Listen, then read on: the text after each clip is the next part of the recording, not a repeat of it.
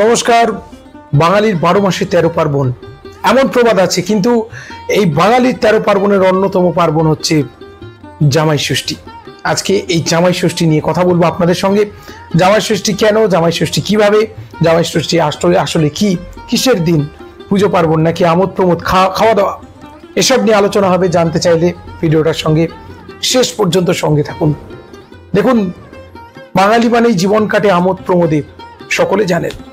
আর ঠিক তেমন এই জামাই ষষ্ঠী আসলে হচ্ছে জ্যৈষ্ঠ মাসের এই ষষ্ঠী তিথি।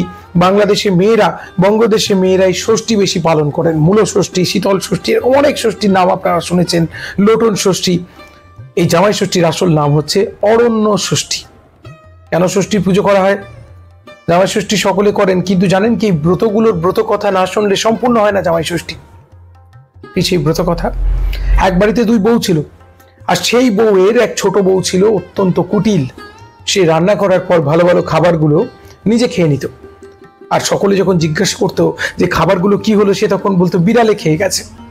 আর এমন করতে করতেই ষষ্ঠী দেবী, এক লৌকিক দেবী, তার বাহন হচ্ছে বিড়াল, তিনি তার উপর ক্রুদ্ধ হন, এবং যার ফল কি হয় যে ওই স্ত্রীলোকের, ওই ছোট বউয়ের যখনই সন্তান হতো, সে সন্তান আর বাঁচত না।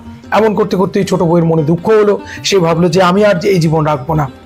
সে মৃত্যুবরণ করার জন্য, আত্মহত্যা করার জন্য গেল। সেখানে দেখলো এক বৃদ্ধা এসে দাঁড়িয়ে রয়েছে, আর সেই বৃদ্ধা বলছে, তুমি এক কাজ করো, তুমি এই অরণ্য ষষ্ঠী ব্রত করো, তুমি সন্তান ফিরে পাবে। দেখা গেল সে অরণ্য ষষ্ঠী ব্রত করলো, পুজো দিল এই শুক্লপক্ষে জ্যৈষ্ঠ মাসের ষষ্ঠীতে, আর সে সন্তান পেল। এর সঙ্গে জামাইয়ের শ্বশুর বাড়ি আসার সম্পর্কটা কোথায়?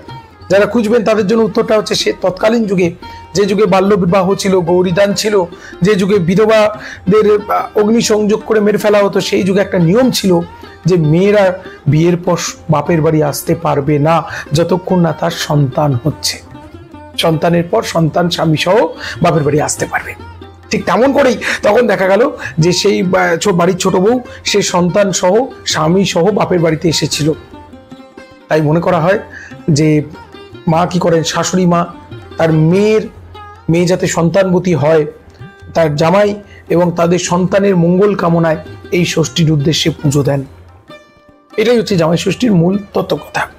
এবার আসছি ফ্যামিলি কালচার। ফ্যামিলি কালচার যাতে ডেভেলপ হয়, পরিবারের সকলের সঙ্গে সকলের যাতে সম্পর্ক সুন্দর হয়, এগুলোর জন্য এই জামাই ষষ্ঠী পালন।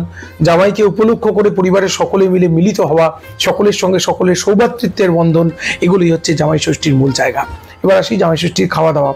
প্রতিটা ষষ্ঠীর ক্ষেত্রে দেখবেন সেখানে মাছ মাংসের বিধান নেই, কিন্তু জামাই ষষ্ঠীতে আমরা জামাইকে ভোলাতে গিয়ে মাছ মাংস খাইয়ে দিচ্ছি।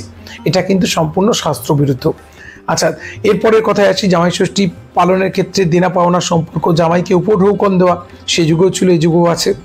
তা এখন কথা হচ্ছে, উপহারের মধ্যে আন্তরিকতা থাকবে, বস্তুটা নয়।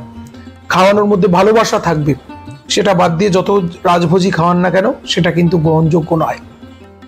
তাই এগুলো নিয়ে আবার পরবর্তী দ্বিতীয় পর্বে দেখা হচ্ছে আপনাদের সঙ্গে। সঙ্গে থাকুন, স্বস্তি বার্তার সঙ্গে থাকুন। অনেক অনেক ভালো থাকুন।